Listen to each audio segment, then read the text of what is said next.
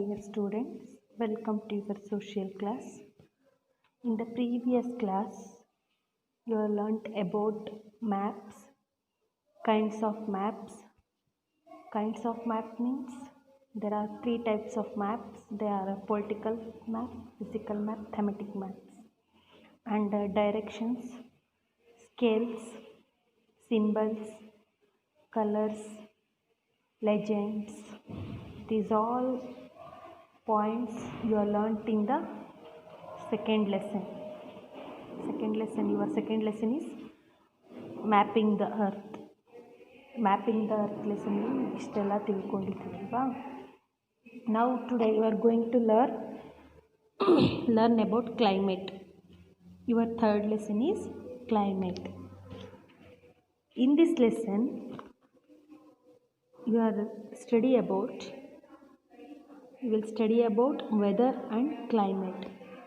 ಈ ಲೆಸನಲ್ಲಿ ನೀವು ವೆದರ್ ಮತ್ತು ಕ್ಲೈಮೇಟ್ಗಿರೋ ಡಿಫ್ರೆನ್ಸನ್ನು ತಿಳ್ಕೊತೀರಾ. And factors influencing climate.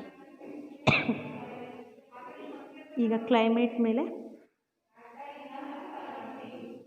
ಪ್ರಭಾವ ಬೀರುವಂತಹ ಫ್ಯಾಕ್ಟರ್ಸ್ಗಳ ಬಗ್ಗೆ ತಿಳ್ಕೊತೀರಾ. ಓಕೆ, ವೆದರ್ ಆ್ಯಂಡ್ ಕ್ಲೈಮೇಟ್ ಏನು? ಹಾಗಾದರೆ ನೀವು ಪ್ರೀವಿಯಸ್ ಕ್ಲಾಸಲ್ಲೆಲ್ಲ ತಿಳ್ಕೊಂಡಿಲ್ಲ, ಇದೇ ಫಸ್ಟ್ ಟೈಮ್ ಅಂತ ಅನಿಸುತ್ತೆ. ಕ್ಲೈಮೇಟ್ ಮತ್ತು ವೆದರ್ಗಿರೋ ಡಿಫ್ರೆನ್ಸ್ ಗೊತ್ತಿದೆಯಾ? Okay children, how is weather today? It is cool. ಹೇಗಿದೆ ಇವತ್ತು ವೆದರು? ಕೂಲ್ ಅಲ್ವಾ? In the night but it was so pleasant. ಈಗ ಸಮ್ ಟೈಮ್ ಏನಾಗಿರುತ್ತೆ, ಮಾರ್ನಿಂಗಲ್ಲಿ ಕೂಲ್ ಆಗಿರುತ್ತೆ ಅಥವಾ ಹಾಟ್ ಆಗಿರುತ್ತೆ ಅಲ್ವಾ? ಆದರೆ ನೈಟಲ್ಲಿ it was so pleasant and cool breeze experienced for us. Night ಟೈಮಿಗೆ ಏನಾಗಿರುತ್ತೆ, ಸಂಜೆ ವೇಳೆ, ರಾತ್ರಿ ವೇಳೆ ಅದು ಕೂಲ್ ತಂಪಾದ ವಾತಾವರಣ ಇರುತ್ತೆ ಮತ್ತು ತಂಪಾದ ಗಾಳಿ ಬೀಸೋದನ್ನು ನೀವು ಎಕ್ಸ್ಪೀರಿಯನ್ಸ್ ಮಾಡ್ತೀರಾ ಅಲ್ವಾ? It is very hot some places. ಈಗ ನಮಗೀಗ ಕೂಲ್ ಫೀಲ್ ಆಗ್ತಾ ಇದೆ ಅಂದರೆ ಇವತ್ತು ಅಲ್ಲ, ಈಗ ನಮಗೆ ಕೂಲ್ ಫೀಲ್ ಆಗ್ತಾ ಇದೆ ಅಂದರೆ ಇನ್ ಸಮ್ ಪ್ಲೇಸಸಲ್ಲಿ, ಬೇರೆ ಕಡೆ ಎಲ್ಲ ಏನಾಗ್ತಾ ಇದೆ, ಹಾಟ್ ಆಗಿರ್ಬೋದು, ಅಂದರೆ ಬಿಸಿಲಿರ್ಬೋದು ಅಲ್ವಾ, ತುಂಬ ಬಿಸಿಲಿರ್ಬೋದು. In some hill stations it is cool. ಕೆಲವೊಂದು ಹಿಲ್ ಸ್ಟೇಷನ್ಸ್ ಅಂದರೆ ಬೆಟ್ಟ ಪ್ರದೇಶಗಳಲ್ಲಿ ಹೇಗಿರ್ಬೋದು, ಇಟ್ ಈಸ್ ಕೂಲ್, ತಂಪಾಗಿದೆ. In some places wind blow, ಅಂದರೆ ಇನ್ನು ಕೆಲವೊಂದು ಪ್ಲೇಸಸ್ಗಳಲ್ಲಿ ಹೇಗಿರ್ಬೋದು, ವಿಂಡ್ ಬ್ಲೋ ಅಂದರೆ ಗಾಳಿ ಬೀಸ್ತಾ ಇರ್ಬೋದು. ಅದು ತಂಪಾದ ಗಾಳಿ ಆಗಿರ್ಬೋದು ಅಥವಾ ಬಿರುಗಾಳಿ, ಜೋರಾಗಿ ಬೀಸುವಂತಹ ಗಾಳಿ ಆಗಿರ್ಬೋದು ಅಲ್ವಾ? ಈ ರೀತಿ ನಾವು ಡಿಫ್ರೆನ್ಸಸ್ಸನ್ನು ಡೈಲಿ ನೋಡ್ತಾ ಇರ್ತೀವಿ ಅಲ್ವಾ? So weather tellers the atmospheric condition of the particular place. Weather tells us a atmospheric condition of the particular place. ಅಂದರೆ ಈ ಒಂದು ವಾತಾವರಣದಲ್ಲಿ ಆಗುವಂತಹ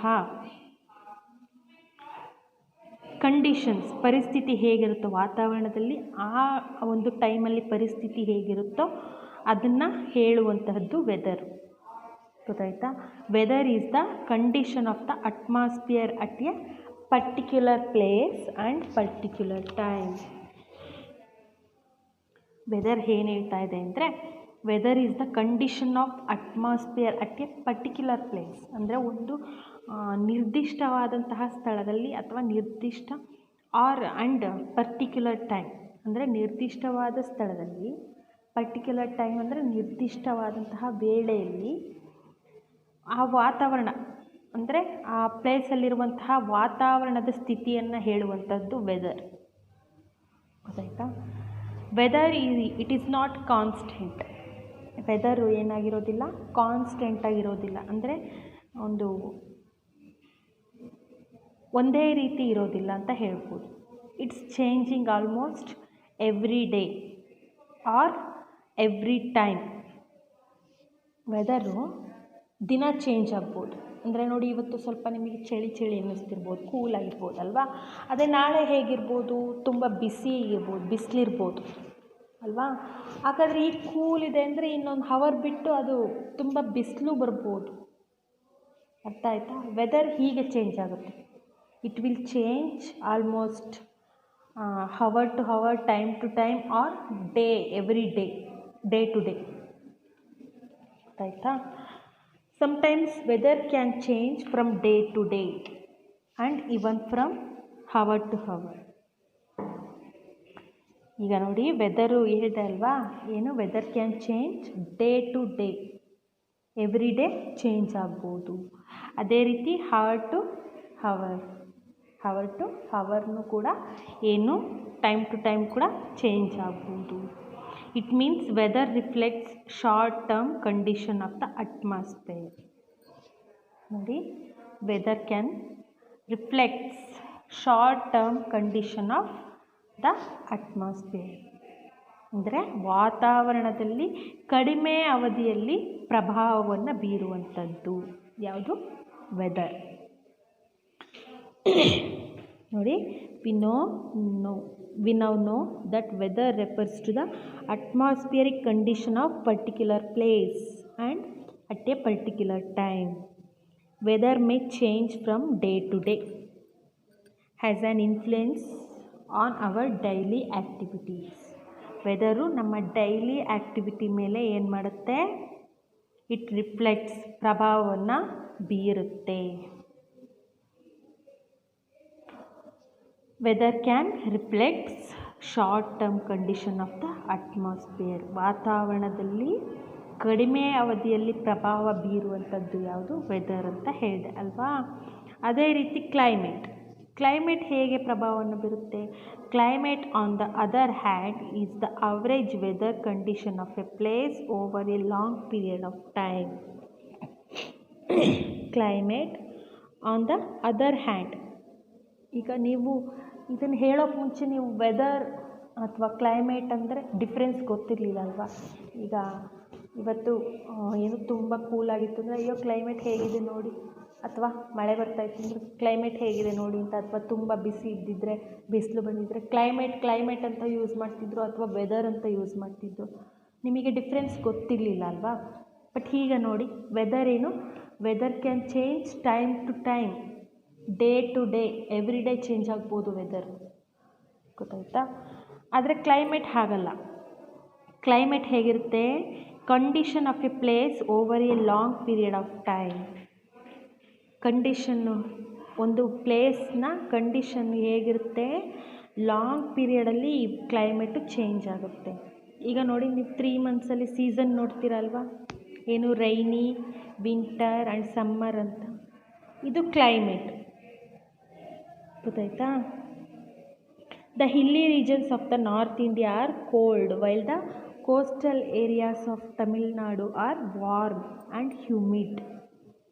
ನೋಡಿ, the climate in the hilly region of the north India, it means in the Himalayan ranges is cold. ಅಂದರೆ climate ಹೇಗಿರುತ್ತಪ್ಪ ಒಂದೊಂದು ಪ್ಲೇಸಲ್ಲಿ ಅಂದರೆ, ಈಗ ನೋಡಿ ನಾರ್ದರ್ನ್ ರೀಜನನ್ನು ತಗೊಳ್ಳಿ. ನಾರ್ದರ್ನ್ ರೀಜನ್ ಏನಿದೆ, ನಾರ್ತ್ ಇಂಡಿಯಾದಲ್ಲಿ ನಾವು ಹಿಮಾಲಯನ್ ರೇಂಜಸನ್ನು ನೋಡ್ಬೋದು ಅಲ್ವಾ. ಈ ಹಿಮಾಲಯನ್ ರೇಂಜಸಲ್ಲಿ ಕ್ಲೈಮೇಟ್ ಹೇಗಿರುತ್ತೆ? It never changes. ಅಲ್ಲಿ ಏನು ತುಂಬ ಹೀಟ್ ಇರೋದೇ ಇಲ್ಲ. ಹೇಗಿರುತ್ತೆ? ಯಾವಾಗಲೂ ಕೂಲಾಗಿರುತ್ತೆ ಅಲ್ವಾ. The hilly regions of the north India, it means in the Himalayan ranges, is cold. ಹೇಗಿರುತ್ತೆ? ಕೋಲ್ಡ್, ತಂಪಾಗಿರುತ್ತೆ ಅಲ್ವಾ. ಅದೇ ರೀತಿ the climate in the coastal areas of Tamil Nadu or in the Chennai are warm and humid. ಏನಾಗಿರುತ್ತೆ? ಈ ಕೋಸ್ಟಲ್ ಏರಿಯಾ, ಕರಾವಳಿ ಪ್ರದೇಶಗಳಲ್ಲಿ climate ಹೇಗಿರುತ್ತೆ? ತುಂಬ ಬಿಸಿಯಾಗಿರುತ್ತೆ, ವಾರ್ಮ್, ಬಿಸಿಯಾಗಿರುತ್ತಲ್ವಾ.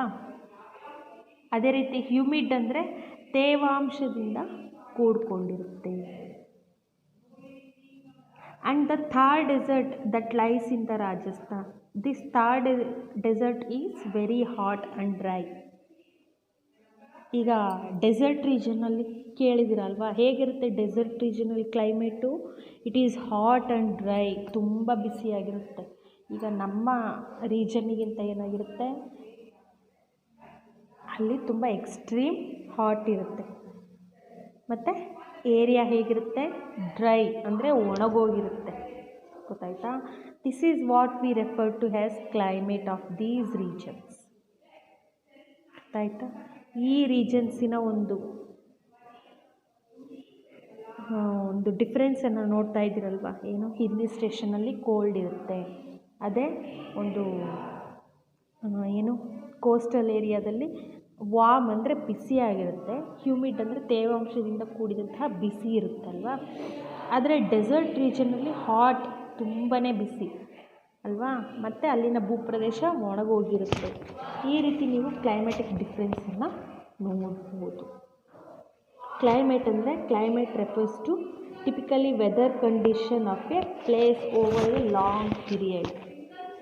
ನೋಡಿ, ಲಾಂಗ್ ಪೀರಿಯಡಲ್ಲಾಗಿರುವಂತಹ weather condition.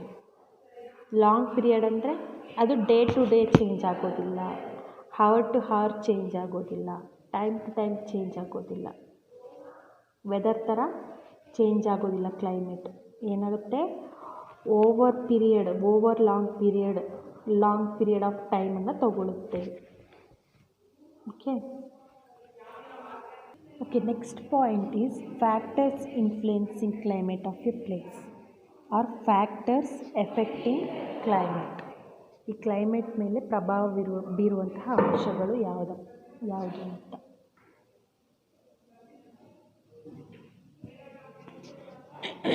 Different places in the world have different types of climate. ಅಂದರೆ ಪ್ರಪಂಚದಲ್ಲಿ ಇರುವಂತಹ ಹಲವಾರು ಪ್ರದೇಶಗಳು ಹಲವಾರು ರೀತಿಯ ಕ್ಲೈಮೇಟನ್ನು ಒಳಗೊಂಡಿರ್ತವೆ. The climate of a place affects the people living there in many ways. ಈ ಕ್ಲೈಮೇಟ್ ಏನು ಮಾಡುತ್ತಪ್ಪ ಅಂದರೆ, ಆ ಡಿಫ್ರೆಂಟ್ ಪ್ಲೇಸಲ್ಲಿ ವಾಸ ಮಾಡ್ತಿರುವಂತಹ the people living in the different places they have face different types of climate. ಅಂದರೆ ನೋಡಿ,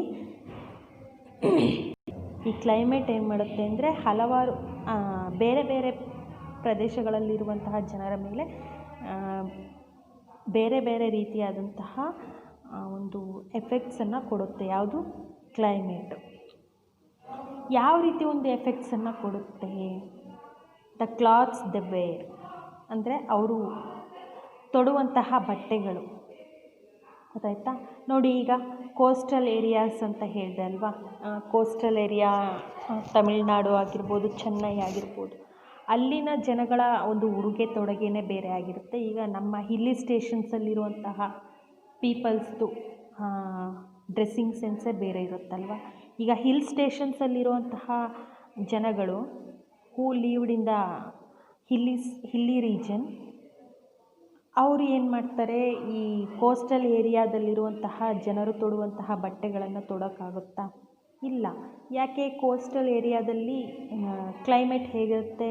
ವಾಮ್ ಅಂದರೆ ಬಿಸಿಯಾಗಿರುತ್ತೆ ಮತ್ತು ಹ್ಯೂಮಿಡ್ ತೇವಾಂಶದಿಂದ ಕೂಡಿರುತ್ತೆ ಅಂತ ಹೇಳಿದೆ ಅಲ್ವಾ. ಅವರು ಫುಲ್ಲು ಈಗ ನೋಡಿ ಸ್ವೆಟರನ್ನು ಕ್ಲೋಸ್ ಮಾಡಿಕೊಂಡು, ಏನೋ ಕ್ಯಾಪ್ ಹಾಕ್ಕೊಂಡು, ಕಾಲಿಗೆಲ್ಲ ಶೂ ಹಾಕ್ಕೊಂಡು, ಕೈಗೆಲ್ಲ ಗ್ಲೌಸ್ ಹಾಕ್ಕೊಂಡು ಇರೋಕ್ಕಾಗುತ್ತಾ? ಎಲ್ಲಿ? ಕೋಸ್ಟಲ್ ಏರಿಯಾಸಲ್ಲಿ ಇಲ್ಲ. ಕಾಟನ್ ಕ್ಲಾತ್ಸನ್ನು ವೇರ್ ಮಾಡ್ತಾರೆ. ಯಾಕೆ? ತುಂಬ ವಾರ್ಮ್ ಆಗಿರುತ್ತೆ ಆ ರೀಜನ್ಸು. ಅದೇ ರೀತಿ ಹಿಲ್ಲಿ ಸ್ಟೇಷನ್ಸಲ್ಲಿ ನೋಡಿ, ಅಲ್ಲಿನ ಜನ ಹೇಗಿರ್ತಾರೆ, ಅವ್ರ ಡ್ರೆಸ್ಸಿಂಗ್ ಸೆನ್ಸ್ ಹೇಗಿರುತ್ತೆ, ಅವರು ಕೈಗೆಲ್ಲ ಗ್ಲೌಸ್ ಹಾಕ್ಕೊಂಡು, ಕಾಲಿಗೆಲ್ಲ ಏನು ಬೂಟ್ಸ್ ಶೂ ಹಾಕ್ಕೊಂಡು, ಕ್ಯಾಪ್ ಹಾಕ್ಕೊಂಡು, ಸ್ವೆಟ್ರ್ ಹಾಕ್ಕೊಂಡು, ಫುಲ್ ಬಾಡಿ ಕವರ್ ಮಾಡ್ಕೊಂಡಿರ್ತಾರೆ. ಯಾಕೆ? ಅಲ್ಲಿ ಎಕ್ಸ್ಟ್ರೀಮ್ ಕೋಲ್ಡ್ ಇರುತ್ತೆ, ತುಂಬಾ ಕೋಲ್ಡ್ ಇರುತ್ತೆ. ಹಾಗಾಗಿ ಈ ರೀತಿ ನಾವು ಡಿಫ್ರೆಂಟ್ ಟೈಪ್ಸ್ ಆಫ್ ಡ್ರೆಸ್ಸಿಂಗ್ ಸೆನ್ಸನ್ನು, ಕ್ಲಾತ್ಸನ್ನು ನೋಡ್ಬೋದು ಡಿಫ್ರೆಂಟ್ ರೀಜನಲ್ಲಿ. ನೆಕ್ಸ್ಟು ದ ಫುಡ್ ಹ್ಯಾಬಿಟ್ಸ್ ಇರ್ಬೋದು, ಫುಡ್ಡನ್ನು ನೋಡ್ಬೋದು. ದ ಫುಡ್ ದೆ ಈಟ್ ಅಂದರೆ ಅವರು ತಿನ್ನುವಂಥ ಆಹಾರ ಪದ್ಧತಿ ಇರ್ಬೋದು. ದ ಟೈಪ್ ಆಫ್ ಹೌಸಸ್, ನೋಡಿ, ಈಗ ಹಿಲ್ಲಿ ಸ್ಟೇಷನ್ಸಲ್ಲಿರುವಂತಹ ಮನೆಗಳು ಈಗ ಕೋಸ್ಟಲ್ ಏರಿಯಾದಲ್ಲಿರೋದಿಲ್ಲ. ಏನಾಗಿರುತ್ತೆ, ಅಲ್ಲಿನ ರೀಜನ್ನಿಗೆ ತಕ್ಕನಾಗಿ ಮನೆಗಳನ್ನು ಕಟ್ಕೊಂಡಿರ್ತಾರೆ. These all effects by the climate. ಇದೆಲ್ಲ ಎಫೆಕ್ಟ್ ಯಾವುದರಿಂದ ಆಗುತ್ತೆ? ಕ್ಲೈಮೇಟಿಂದ ಆಗುತ್ತೆ. Okay, now in this lesson you are going to learn about the factors affecting the climate. Factors that determine the climate of a place are, ಯಾವ ಒಂದು factors effect ಮಾಡ್ತಾ ಇದೆ ಕ್ಲೈಮೇಟ್ಗೆ ಅಂತ ತಿಳ್ಕೊಳ್ಳೋಣ. It's distance from the equator or latitudes. ನೋಡಿ, first point is distance from the equator or latitude. Second point is humidity.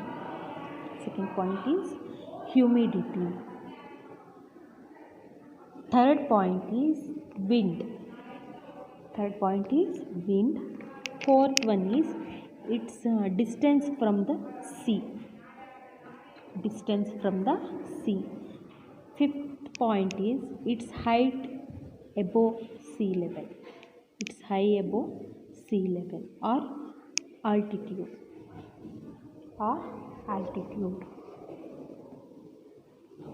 These are the 5 factors which are influencing the climate.